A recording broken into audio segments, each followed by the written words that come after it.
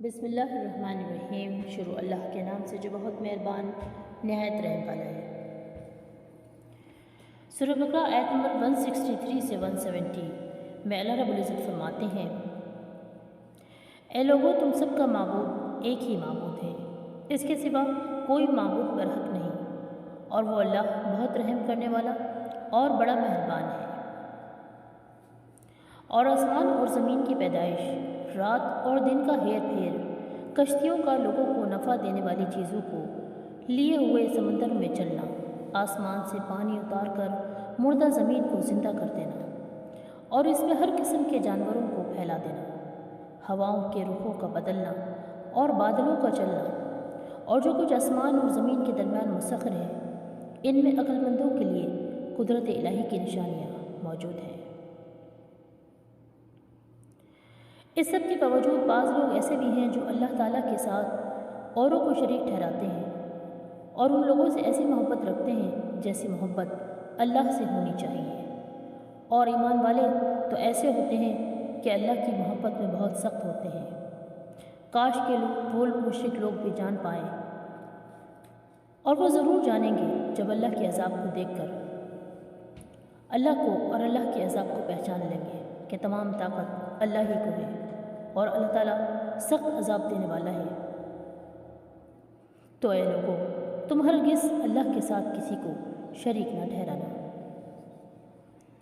اور جس وقت یہ پیشوا لوگ اپنے تابع داروں سے بیزار ہو جائیں گے اور عذاب کو اپنی آنکھوں سے دیکھ لیں گے، اور کل رشتے ناطے ٹوٹ جائیں گے،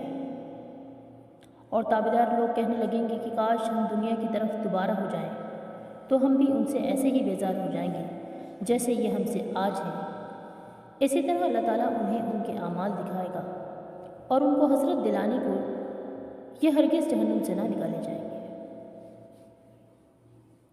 اور اے لوگوں، زمین میں جتنی بھی حلال اور پاکیزہ چیزیں ہیں، انہیں کھاؤ اور پیو، اور شیطانی راہ پر مت چلو، کیونکہ شیطان تمہارا کھلا دشمن ہے، اور وہ شیطان تو تمہیں صرف برائی کی اور بے حیائی اور اللہ تعالیٰ پر ان باتوں کے کہنے کا حکم دیتا ہے جن کا تمہیں علم بھی نہیں۔ اور ان سے جب بھی کہا جاتا ہے کہ اللہ تعالیٰ کی اتاری ہوئی کتاب کی تابعداری کرو، تو جواب دیتے ہیں کہ ہم تو اس طریقے کی پیروی کریں گے جس پر ہم نے اپنے باپ دادوں کو پایا ہے۔ اللہ تعالیٰ سے دعا ہے کہ اللہ پاک ہم سب کو خالص اللہ تعالیٰ اپنی عبادت کرنے کی توفیق عطا فرمائے، شیطان مردود کی راہوں سے دور رہنے کی توفیق عطا فرمائے، قرآن و سنت کی تعلیمات پر عمل کرنے کی توفیق عطا فرمائے، پیر و مرشد والی غیر اسلامی طریقت سے دور رہنے کی توفیق عطا فرمائے، آمین۔ شرک اور بدعات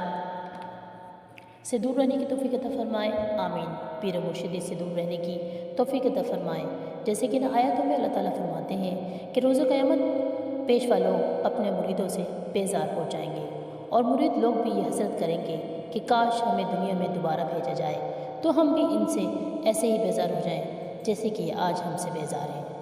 اس لیے آج ہماری اللہ تعالیٰ سے دعا ہے کہ اللہ پاک ہمیں کل کائنات پر غور و فکر کرنے کی، قدرت الہی کی نشانیوں کو سمجھنے کی، اور یہ کہ تمام نظام اللہ ہی کے حکم سے جاری و ساری ہے، اس لیے ہمیں خالص اللہ کی عبادت کرنے کی، اور اللہ کو خالص ہو کر پکارنے کی، اور اللہ تعالیٰ سے ہی مدد مانگنے کی، اور صراط مستقیم پہ چلنے کی توفیق عطا فرمائے، اور اسی طرح اللہ سے ملنے کی تیاری کی توفیق عطا فرمائے، آمین ثم آمین یا رب العالمین۔ سبحانک اللہم و بحمدک، اشہد ان لا الہ الا انت، استغفرک و اتوب الیک، وما علینا الا البلاغ۔